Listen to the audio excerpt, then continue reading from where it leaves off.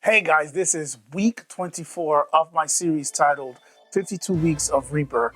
Every week for 52 weeks, I'll be releasing a new video focusing on a key feature in Reaper. So let's jump right in. So for this week, our topic and our focus will be the media items in Reaper, their controls, some of their options and settings. So right up here to start, let's focus in on these little controls that we see at the top. So we have a volume knob, we have a lock button, we have this M icon, which is for muting. We have an FX button to load an effect. If we go to our preferences in Reaper by hitting Control P, and we come down to the area that says Appearance, below that we have a section that says Media Item button. Just click on that, and over here we have this section here where we have these options. So if you notice, I have these already checked off. I'm not sure if this is default, but this is the way I have mine based on what I want to see. So if I go ahead and uncheck all of these, you will notice volume knob. But I hit OK. All of those buttons, those icons are gone from the top of my media item, which in this case, my media item is an audio file. So the two main ones I'm going to look at for this week is going to be MIDI and also an audio file as far as media items, because those two usually are pretty similar with the options that are available and also the settings. So let's go back to my preference window and I'm gonna put those back on.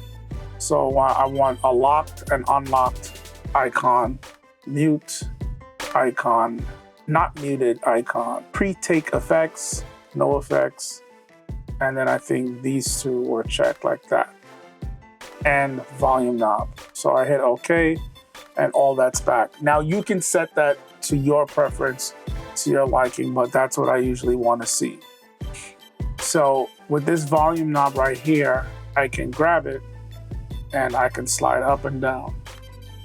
And you notice you actually get visual feedback that the volume is being raised. And then I can double click on that to reset it. And you notice once I reset it, it goes gray and it kind of gets indented. It doesn't look as active as when I actually turn it up. The shading on it, the gradient changes and it looks less flat. So same thing with the lock button here. If we press it, it's going to turn blue, indicating that it is locked. So you can't do any editing functions on this audio clip. So no moving, no slip edit, no fading, no trimming, can't mess with the volume level, no muting. You can still hit the effect button and add an effect to this audio item itself, but most of the other editing functions are locked. So let's unlock that. With the mute button turns red, and of course that clip, that media item will be muted. So we have the effects button, hit that, you're able to browse, add something like an EQ, and this EQ is only for this specific clip. So it'll only affect this media item. In some DAWs they call it a clip. In Reaper, the actual language is media item, and this is an audio media item. So sometimes you'll hear me slip up and say clip because I'm used to that language, but in Reaper, the language is item, media item. So if you noticed before, when I was moving the volume knob, there was also this line in the middle that was moving. This is also a volume line. So you can use either or. And if you notice, the volume knob is moving when I move this line up and down. And if I move the knob, the line will move up and down. And you get the visual feedback with the waveform getting bigger or smaller. So another visual aid that you get on the audio item is if you recorded something or you have an audio clip where the waveform is very small because the amplitude is low, you can actually hold shift with that audio item highlighted, hold shift and press your up arrow. You can tap it up or tap it down. In this case, I am just making a visual change, but I am not changing the actual amplitude and or volume of the audio item. So if you really need to see the transients and the waveform clearer for editing and it's too small, just hold shift and you can press and hold your up arrow or press and hold your down arrow. So now back to this volume line, there are some options with that. Let's look at that really quickly. Back to the preferences. Once again, we're under the appearance section and we're on the media item button. So right here, we have the option to add the volume knob. And down here, there are some options on where you want to see that handle, item volume handle, which is that thin line in the middle. By default, I think it is at the top. And this is what that would look like. It's up here somewhere. And when you hover close to the top, you'll get that double-headed arrow. And then you can click and drag down. But that gets a little bit fidgety and finicky sometimes. So I actually prefer this option where it's in the center and center is 0 dB. Or you can set the option to have no handle at all, and then you can just use your volume knob. Maybe it might get in your way and you like it that way. But let me put it back to my default, which is center. For audio items, you can group them, and it's simple. You can just highlight one or more than one audio item and hit the letter G, and you'll get a visual notation showing you that it is in group mode. Up here, we have this chain link icon. In this theme, we get a red outline around the media item.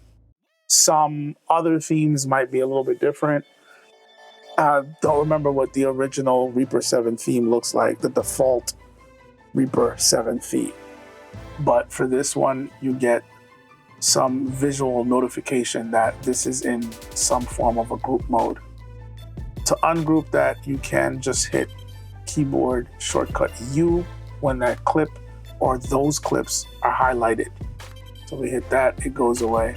You can also right click and the option is there for you to group. And you see here we have keyboard shortcut G. Also with the clip highlighted by default, you should be able to double click on that clip and you will get this media item properties window. Another way to get there is to right click on the clip and you see right here item properties, and there's a keyboard shortcut over here. So either way you do it, you can get to this window right here that has some options there for you. I'm not going to go through every part of this, but if you notice up here, we have position of the clip, the length of the clip. We have fade in and fade out types. So you can change the curve types by just clicking for each respective type that you want to change. Fade in, fade out, and you have these curve options. One of the key things to pay attention to is we have channel mode where you can switch it reverse stereo, mono left and right mix. You could do mono left, mono right, and then there's some other options here with stereo output, what channels you want it to go to on the track. Also, we have volume and panning here for the clip. We have a normalize option there. Another thing to note is you can get to your take envelopes here. So let's play this and mess around with those settings.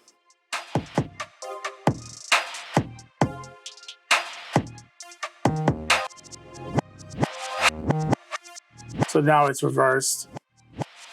And then I can go to this menu, which has the reverse there, and see the option is now checked off for it to be reversed. And I can change that back here. Hit reverse, uncheck that, hit OK. And it switched back effortlessly, glitch free.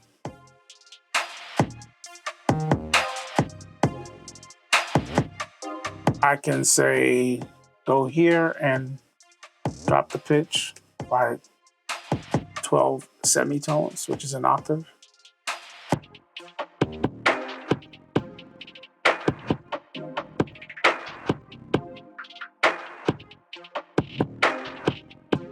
And then I could just undo that.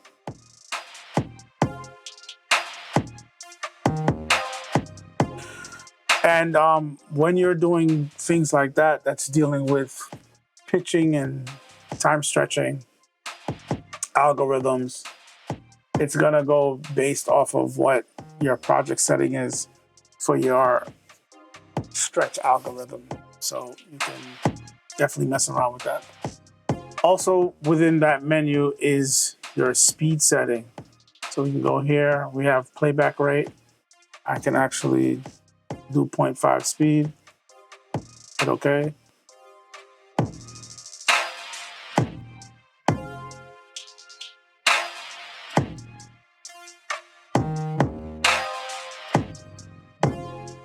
So we're playing half the speed and we're doing half the length. Which brings me to this quick tip. We're familiar with the popular plugin Halftime and that halftime effect, which the most common effect with halftime is usually an octave down and half the speed. So a lot of times I don't even use it because I can just achieve that in here by going up here, putting this to an octave down, and then 0.5 speed, hit OK, and it's been halftime.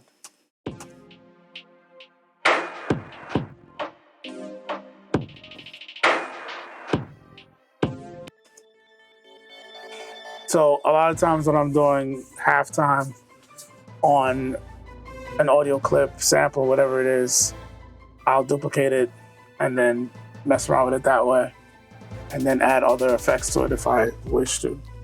But I don't need the halftime plugin because the most basic halftime trick is usually that half the speed, an octave lower.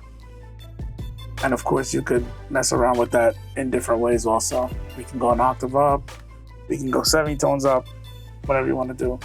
So if you're trying to change the pitch of a sample, you can pitch it up here. 1 semitone, 2, 3, 5, whatever you need to do. If you like that kind of workflow, it's just right here in the media item properties. All right, let's talk about how Reaper handles items and looping. So this file that I dropped in is 8 bars long. So by default, usually when you drop audio into Reaper like that, it's gonna automatically loop it. And if you double click and go back to that menu, you'll notice by default, this should be checked off where it says loop source.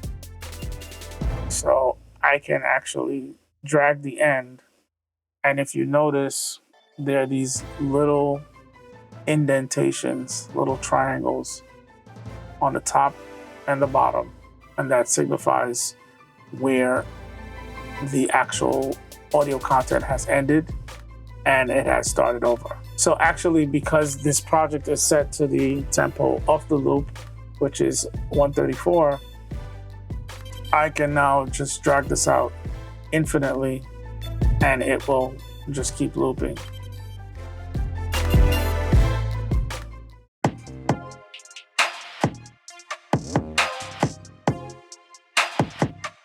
And it'll just keep looping constantly, perfectly on time.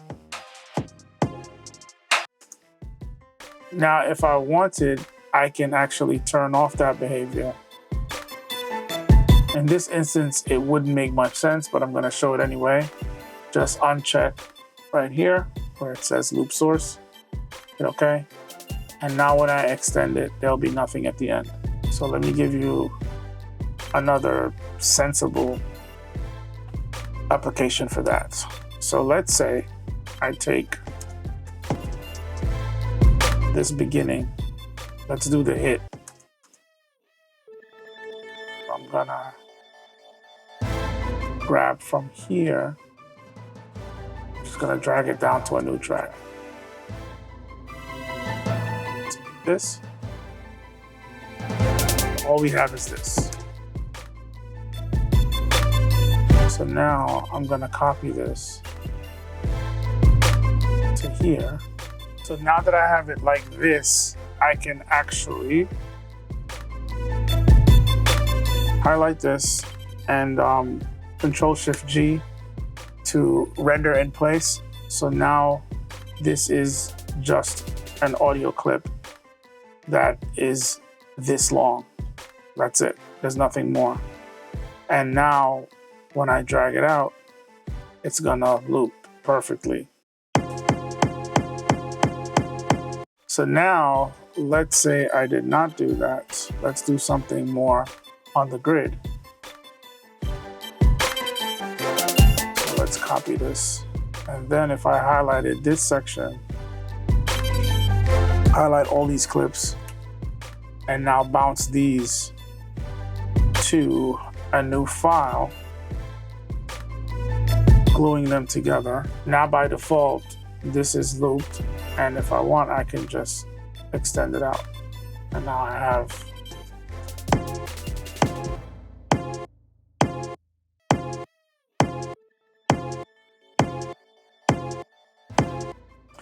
perfectly on the grid. But if I uncheck loop source and hit OK, and then extend it, I will not get that.